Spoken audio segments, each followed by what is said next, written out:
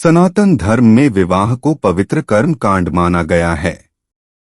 सनातन शास्त्रों में निहित है कि हनुमान जी को भी ज्ञान प्राप्ति हेतु सूर्य देव की पुत्री सुवर्चला से शादी करनी पड़ी थी। चिरकाल में नारद जी के मन में भी विवाह करने की इच्छा एक बार जागृत हुई थी। हालांकि जगत के पालनहार भगवान विष्णु ने माया रचकर नारद जी के सपने को चकनाचूर कर दिया था। लेकिन क्या आपको पता है कि जगत के पालनहार भगवान विष्णु ने ऐसा क्यों किया था? आइए कथा जानते हैं। चिरकाल में एक बार नारद जी को अपनी भक्ति पर अभिमान हो गया था। तीनों लोकों में जाकर नारद जी अपनी भक्ति का खुद से गुणगान करते थे। सबसे पहले उन्हें ब्रह्मदेव ने ऐसा करने से मना किया।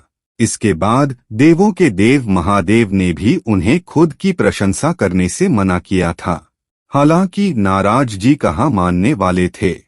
उनके मन में तो सर्वश्रेष्ठ भक्त का अहंकार आ गया था।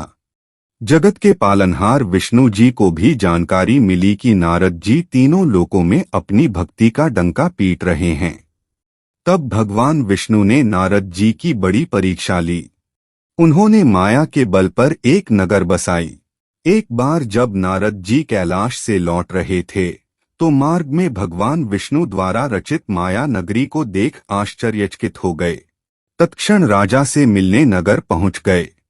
नगर के राजा ने उनकी मेहमानवाजी में कोई कमी नहीं होने दी। इससे नारद जी प्रसन्न हो गए। उसी क्षण राजा ने नारद जी से पुत्री के विवाह हेतु हस्तरेखा देखने की इच्छा जताई। पुत्री का हाथ देख नारद जी बोले, इन्हें तीनों लोकों में सर्वश्रेष्ठ वर मिलेगा। यह कहकर नारद जी माया नगर से प्रस्थान कर गए। हालांकि मार्ग में उन्हें अनुभूति हुई कि वर्तमान समय में तीनों लोकों में सर्वश्रेष्ठ मैं ही हूँ, क्योंकि मैं सबसे बड़ा नारायण भक्त हूँ और जब सप्तऋषियों ने गृहस्थी बसा ली तो मुझे विवाह करने में क्या आपत्ति है। यह सब सोच नारद जी जगत के पालनहार भगवान विष्णु के पास पहुँचे। भगवान विष्णु को पूर्व से ही नारद जी के विवाह की जानकारी थी। इसके लिए नारद जी का आदर सत्कार कर बोले, आपके मन में भी गृहस्थी बसाने की कल्पना है। नारद जी मंद मंद मुस्कुराकर बोले, हाँ प्रभु, बस आप मुझे रूपवान बना दें। मैंने तो अब तो माया को भी जीत लिया है। इसके लिए मुझसे कोई सर्वश्रेष्ठ वर तीनों लोकों में नहीं है। यह सुन भगवान विष्णु बोले, विधि के विधान को कोई नहीं बदल सकता है। मैं भी उसमें कोई बदलाव नहीं करना चाहता हूँ। आपकी इच्छा पूरी हो। यह कहकर भगवान विष्णु ध्यान करने लगे। नारद जी प्रसन्न होकर वैकुंठ लोक से विदा हो गए। इसके पश्चात स्वयंवर के दिन नारद जी राजा के दरबार पहुँचे। अन्य राजाओं की तरह खुद भी विवाह हेतु पंक्ति में बैठ गए। हालांकि राजा ने उनकी ओर ध्यान दिया। इसके बाद पुत्री ने विष्णु जी की माया द्वारा रचित राजा के गले में वरमाला डाल दी। उस समय नारद जी अपनी जगह पर उठते बैठते रहे। विवाह कार्यक्रम संपन्न होने के बाद शिवगण ने नारद जी के उछलने का औचित्य जानना चाहा। यह सुन नारद जी क्रोधित हो उठे। गुस्से में बोले, मुझमें क्या कमी है? तो शिवगण बोले, आप इंसान नहीं बल्कि बंदर हैं।